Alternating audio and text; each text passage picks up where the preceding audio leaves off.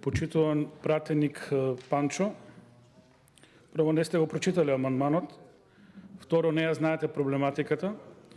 Зашто го кажувам тоа? Затоа што во самиот амандман ви се дадени лоцирање на средства и алокација на средства, значи од каде ќе се најдат средства за оваа проблематика. Тоа што го бараме ние во буџетот има ставка 0. Значи градижни активности во Министерство за животна средина. Второ, спомнувате некоја ставка која не соодействува со проблематиката која јас ја третирам. Значи одводни канали и отпадни води не е соодветна ставка за која проблематика јас борам во овој амандман. Спомнавте дека многу градови го имаат овој проблем и јас тоа го точно потенцирав во мојот говор. Дека имаме многу лоша политика во однос на решавањето на водите покрај другото.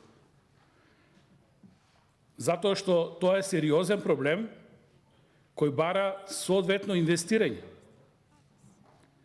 Капацитетот на локалната самоуправа во овој момент да издвои 385 милиона денара, тоа би требало да го надмине 5 годишниот буџет на Радовиш за капитални инвестиции.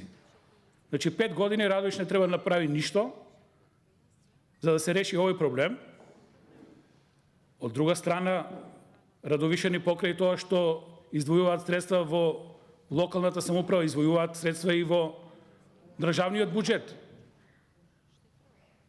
Зошто, вие ми одговорете, зошто па не Радовиш и решавање на проблемот на Радовишка река? Систематски ви кажав, 5 поплави во 10 години, во последните 10 години. Значи проблемот е тука. Не можете вие, затоа што ќе се јавите на реплика и да го заборавиме проблемот. Проблемот е присутен, треба да се решава. Уште едно прашање. Ке се случи поплава, не дај Боже и да не се случи. Што ќе тогаш реагираме и кој ќе се тогаш коментарите? Ке бараме ребаланс на буџетот, ке санираме тоа што ќе се оштети и проблемот пак нема да биде решен. Тоа е разликата.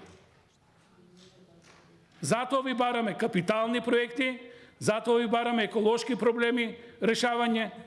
Ова е таа проблематика, ова е суштествено за решавање на граѓаните од Радовиш.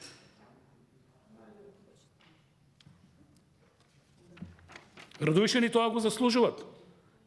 На крај краишта, точно и во други градови имаше поплави. И вчера зборуваа колегите од Алијанса за регулација на води.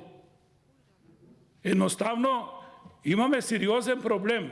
Се шират градовите, не се одействува еколошката свест, многу време не се одржуваат системите за регулација на реките и пороите, состојбата со шумите не е на соодветно ниво, се сече немилосрдно, се сече без дозволи, се злоупотребува шумата. Ние имаме сериозен проблем кој треба да го решиме. Од друга страна, промените во климата, начинот на промена на режим на врнежи, се почесто ќе ни се случуваат овие проблеми. Тоа што го предлагам е решавање на проблемот пред да настане. Затоа што сме поучени 5 поплави во последните 10 години. Ништо друго. Ви благодарам.